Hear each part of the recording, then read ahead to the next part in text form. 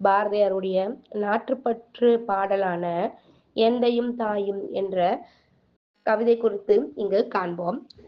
எந்தையும் தாயும் மகிழ்ந்து குழாவி இருந்தது இந்நாடே, தந்தையும் தாயும் அன்போடு சேர்ந்து வாழ்ந்தது இந்த நாட்டுலதான். நம்மளுடைய தாய் தந்தையர் எல்லாருமே தோன்றது எந்த நாட்டுல? இந்த நாட்டுலதான். அப்படியே அவங்க மகிழ்ச்சியா வாழ்ந்தது இந்த நாட்டுலதான்.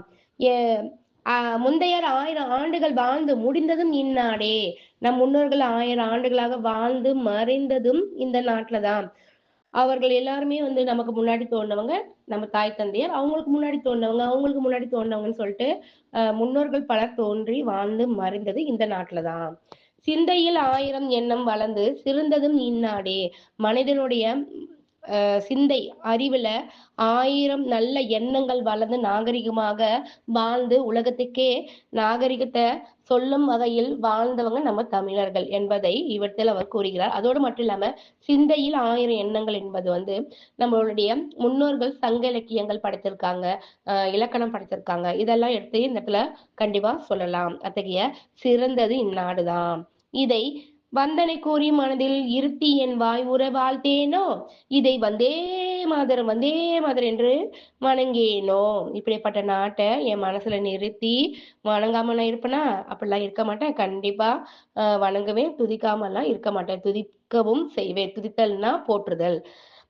இன்னுயிர் தந்தமை ஈன்று வளர்த்தருள் ஈந்ததும் இந்நாடே, நமக்கு உயிர் கொடுத்து பெற்று வளர்த்து அருளை தந்ததும் இந்த நாட்டு தான், இந்த நாட்டு பெண்கள் தான். நம்மளை பெற்றெடுக்கல, நம்மளை நல்லா அருள் கூர்ந்து வளர்க்கல அப்படின்னு என்றால் இன்று நாம் நன்றாக வாழவும் முடியாது, நல்லதை பேசவும் முடியாது இல்லவா? அத்தகைய நம்மளை பெற்று ஈன்று வளர்த்ததும் இந்த நாடுதான்.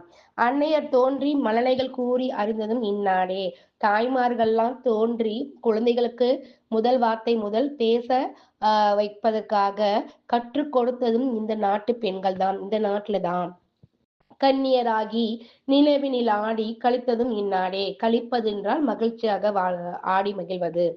கன்னியர் அப்படின்னா இளம் பெண்களாக நில ஒளியில ஆடி மகிழ்ந்து வாழ்ந்ததும் இந்த நாட்டுலதான். பொன்னுடல் இன்புற நீர் விளையாடி இல் போந்ததும் இந்நாடே. இல் என்றால் இல்லறம், வீடு. அழகான பொன்னுடலோட ஆற்றில நீர் விளையாடி விட்டு வீடு திரும்பியதும் இந்த நாட்டுலதான். அழகா போயிட்டு பொய்கையிலும் ஆற்றங்கரையிலும் நன்றாக நீரில் குளித்து விளையாடிட்டு பெண்கள் வீட்டுக்கு சுதந்திரமாக போயிருக்காங்க. ஆனா இன்றைய காலத்துல ஒரு பெண்ணு ஒரு கடைக்கு அனுப்புவது கூட கொஞ்சம் பயத்தை தரக்கூடிய செயலாக தான் இன்றைக்கு நடக்கக்கூடிய நிகழ்வுகளாக இருக்கிறது அல்லவா? மங்கையராவர் இல்லறம் நன்கு வளர்த்ததும் இந்நாடே, பெண்கள் இல்லறத்தை சிறப்பாக நடத்தியதும் இந்த நாட்டுலதான். இல்லறம் குடும்ப பெண்கள் இல்லறத்தை அவ்வளவு சிறப்பாக நடத்தி, இல்லறம் என்றால் உலகிற்கே மேன்மையடைய செய்யக்கூடிய ஒரு நல்ல அறமாக கொண்டு சேர்ப்பது இந்த நாட்டுலதான். தங்க மதலைகள் ஈன்று அமுதூட்டி தழுவியதும் இந்நாடே. மதலைகள் அப்படின்னா தாங்கு தூணு எல்லாம் சொல்லலாம், அதாவது ஆதாரம். தன்னுடைய பிள்ளைகளை ஈன்று பெற்று அமுதூட்டி, அமுதம்னா உணவு கொடுத்து ஊட்டி வளர்த்தது எல்லாமே இந்த நாட்டுலதான். அதுவும் எப்படி வளர்த்திருக்காங்க அப்படின்னா பொன்னை போன்ற குழந்தைகளை பெற்று அவர்களுக்கு சோறும் ஊட்டி அனைத்து வளர்த்தது இந்த நாட்டுலதான். அனைத்துனா நல்லது கெட்டது சொல்லி பிள்ளைய அரவணைத்து வளர்த்திருக்காங்க இந்த நாட்டுல. துங்கம் உயர்ந்தது வளர்க என கோயில்கள் வாழ்ந்ததும் இந்நாடே. துங்கம் அப்படின்னா புகழ், சிறந்தது உயர்ந்தது அப்படின்னு சொல்லலாம். புகழ் சிறக்க உயர்ந்து வளர வேண்டும் என்பதற்காக பல கோயில்கள் நிறைந்தது இந்த நாட்டில் தான். இன்னைக்கு நம்ம ஊர்ல எல்லா இடத்துலயுமே என்ன இருக்கு? கோயில்கள் இருக்கு. கோயில்கள் இல்லாத இடமே இல்லை. கோயில்கள் எதற்காக?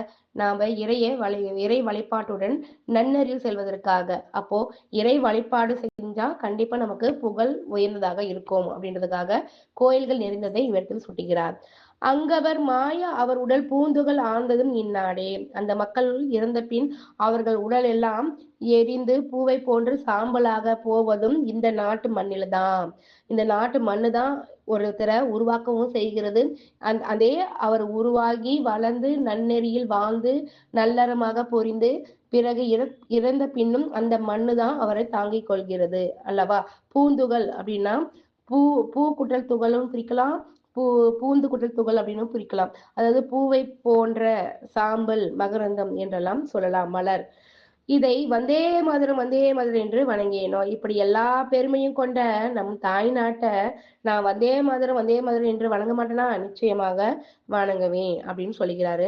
சுருக்கமா சொல்லணும் அப்படின்னு பாத்தீங்கன்னா, நம் தாய்நாடு நமக்கு பிறப்பு, வாழ்க்கை, கல்வி, கலாச்சாரம், குடும்பம், மதம் என எல்லாவற்றையும் கொடுத்துள்ளது. எல்லாவற்றையும் கொடுத்துள்ளது. பிறந்ததில் இருந்து இறக்குற வரைக்கும், நாம இறந்து மண்ணோடு கலக்கும் வரை எல்லாமே இந்த மண்ணுல தான். அத்தகைய சிறந்த தாய் நாட்டை நம்ம என்னைக்கும் மறக்க கூடாது, மறக்கடிக்கவும் கூடாது என்பதற்காக பாரதியார் இந்த பாடலை பாடியுள்ளார். அத்தகைய தாய் நாட்டை வந்தே மாதரம் என்று வணங்குவோம் என்பதாம் பாரதியாருடைய கருத்தாக உள்ளது என்பதை நான் கூறுகிறேன். நன்றி.